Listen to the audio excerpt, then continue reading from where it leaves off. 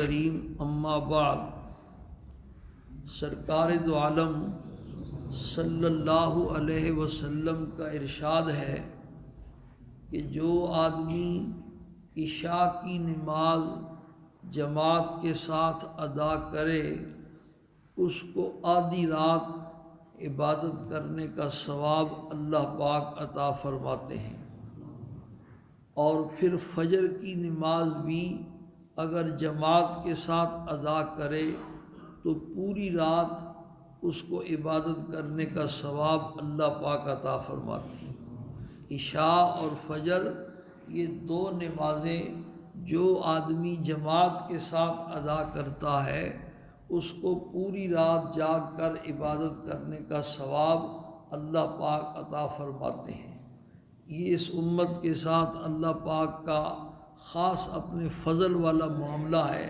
کہ یہ اسی امت کی خصوصیت ہے۔ عشاء والی نماز پہلی امتوں کو عطا نہیں ہوئی،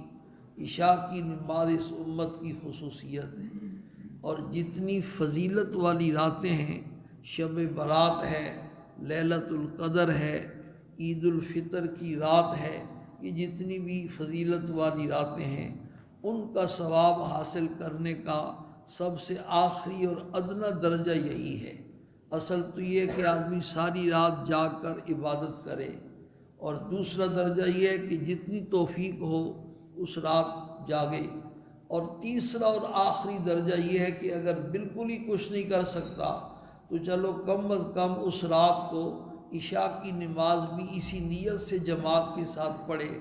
اور فجر کی نماز بھی اسی نیت کے ساتھ پڑھے تو انشاءاللہ اس کو پوری رات کا ثواب اللہ پاک عطا فرمائیں گے۔ اللہ پاک ہم سب کو اس کا یقین نصیب فرمائے۔ آج جمعے کا مبارک دن ہے، پہلے بھی عرض کی ہے، آج بھی گزارش کر رہے ہیں